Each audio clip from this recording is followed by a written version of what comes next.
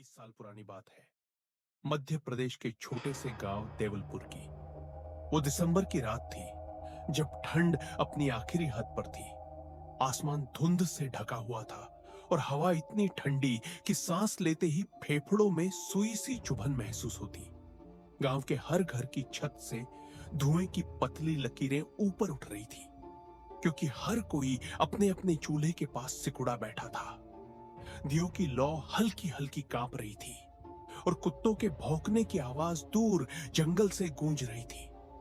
देवलपुर की गलियां इतनी शांत थी कि लगता था जैसे वक्त वहीं रुक गया हो।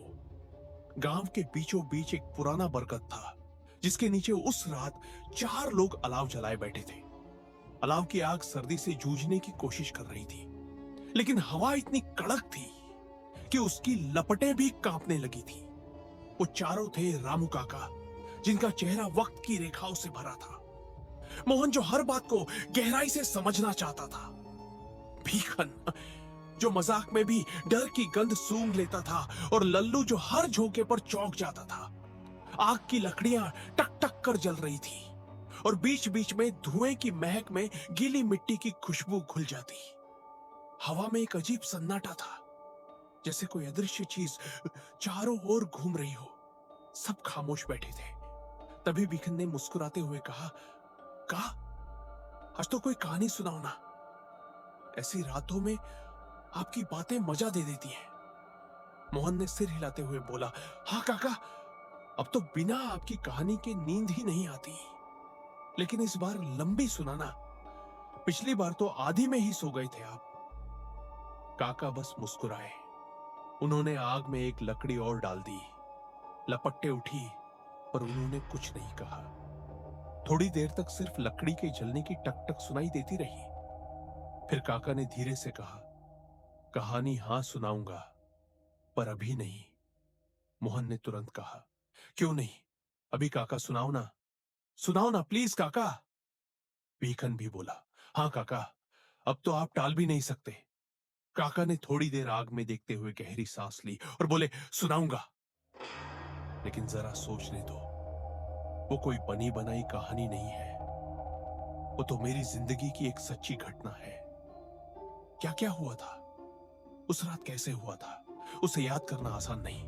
थोड़ी देर दो, फिर सब बताऊंगा। आग की लपटें अब धीरे धीरे शांत हो रही थी और चारों के चेहरों पर उस आने वाली कहानी की उत्सुकता साफ झलक रही थी। बात है आज से ठीक 20 साल पहले की, जब मैं शहर के एक दफ्तर में काम करता था।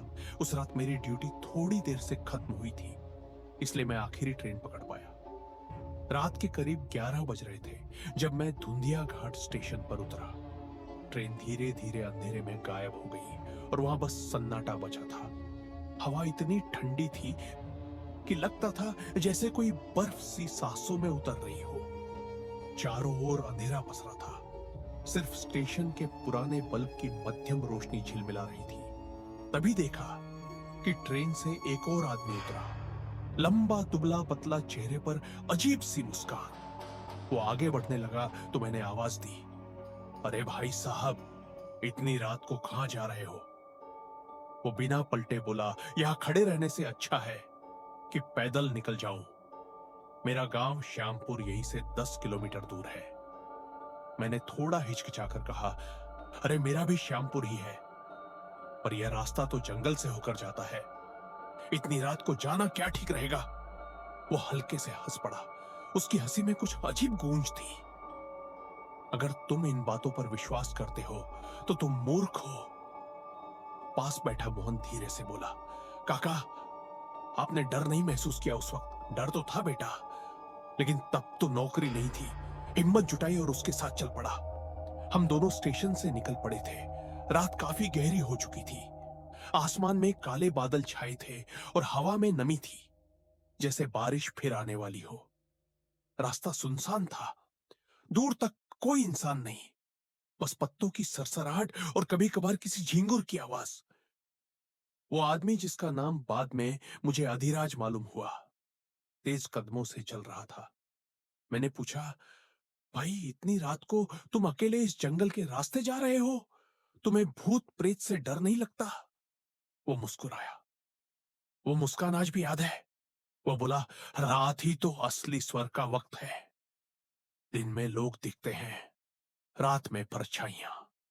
उसकी बात सुनकर मेरे रोंगटे खड़े हो गए, पर हिम्मत करके उसके साथ चलता रहा। थोड़ी दूर चलते ही सड़क के किनारे एक पुराना सा चाय का ढाबा दिखा। उसकी टिमटिमाती लालटेन हवा में हिल रही थी। मैंने सोचा, अरे इतनी रात को भी ढाबा खुला है। हम दोनों वहां रुके।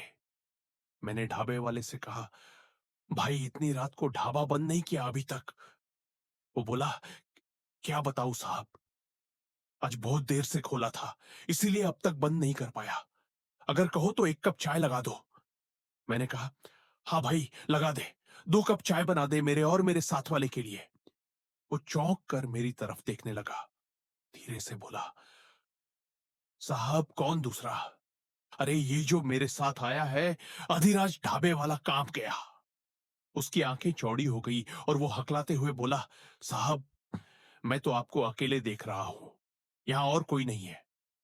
मैंने पीछे मुड़कर देखा, पीछे कोई नहीं था। मैं कांपते हुए बोला, अभी तो यही था वो। तभी बिजली चमकी और उसी रोशनी में बाहर सड़क के मोड़ पर वहीं अधिराज खड़ा दिखा, और उसका चेहरा पूरी तरह काला पड़ चुका था। साहब चलिए अभी इसी वक्त निकलते हैं, वो हमें देख रहा है। हमारी सांसें तेज हो चुकी थी। दोनों ने जल्दी जल्दी लालटेन बुझाई और बिना पीछे देखे कदम बढ़ा दिया। पीछे से ठंडी हवा का झोंका आया, जैसे किसी ने नाम पुकारा हो, रामू।